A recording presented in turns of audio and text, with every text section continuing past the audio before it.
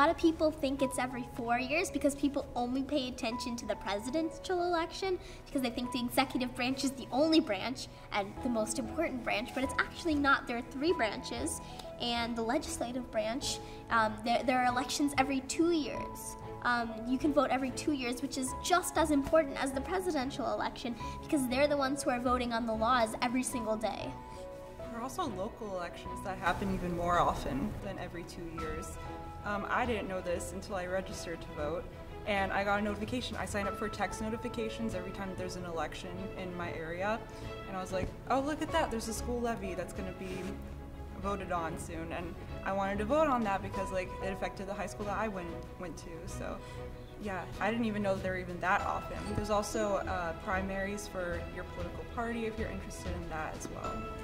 And like, here's the thing, so few people know about this that there's like generally a pretty small turnout, and it's generally like the same turnout of like very highly motivated people who like vote in every election. So they're the ones whose voices are amplified, and it's just a very small amount of people who are motivated to vote, but they're the ones who lawmakers are listening to because they're the ones who voted them into office. They're the ones whose voices are counting in this society. So if you want your voice to count, you can't just sit at home looking up on Instagram and commenting on posts, because the real way you can affect change is, okay, maybe you can affect a little bit of change by doing that, but if you're highly motivated and if you show up for every election or most elections, then your voice is going to count, you know, hundreds times more than if you're just sitting at home. I would say like voting is like ultimately the part that matters the most, but like you also have to just know politics and be involved. Like I voted for the first time in the past election, like it was my first time voting ever, and when I got to the booth, all I knew was to choose between Hillary or Donald Trump.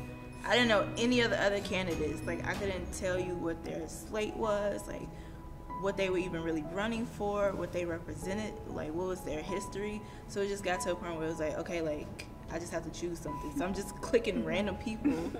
Like I'm just voting in random people, and they probably won, and I feel bad if they're not doing what they're supposed to do. So like, but if I had taken the time to actually like follow through the campaigns, like go to the primary elections and just like know what was going on in my area, I would have felt more confident in going to vote instead of just like feeling the guilt of not knowing whether or not I voted someone bad in. Yeah. The first time that I voted, I actually, well, there's a lot of resources online to help you decide those like smaller offices that you may not know about. I printed out a sample ballot that was going to be shown for me, and then I researched like each candidate and I fill out the sample ballot, and you're allowed to take the sample ballot with you into the voting booth. So I had my paper, so I knew exactly who to vote for. I knew that if I didn't print that out and have it with me, I would have like panicked and been like, oh, I don't remember who I was supposed to vote for. So that definitely helped me a lot. If, like, as a personal experience, I never really paid attention to the stuff on the news or anything really politics related. I actually didn't really know much before entering this competition, but I don't really, like, I think people should learn more about politics and, you know, who you're voting for, and, you know, who you're trying to, like, put power to, or who you're, like, well, I guess trusting. So you're trusting these people to, well, keep you safe, but you should also, you know, kind of keep in touch with them, and you should also talk about some things that you feel should change. Yeah, it's so important for young people to be involved and informed and like hold their representatives accountable. Even if, as I said before, even if you can't vote, there are so many things you could do, as you said, Kennedy.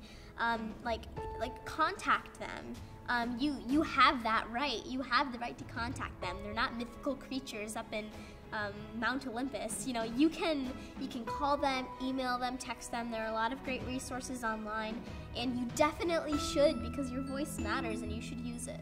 When there's an issue I care about, I go online and I usually type into Google like representative for my zip code, And they have some government sites where you type in your zip code and it pulls up your senators and your representatives and then like smaller government positions and their phone numbers and emails, and like that's a great resource if you want to get in touch. They actually listen and respond, so that's very nice.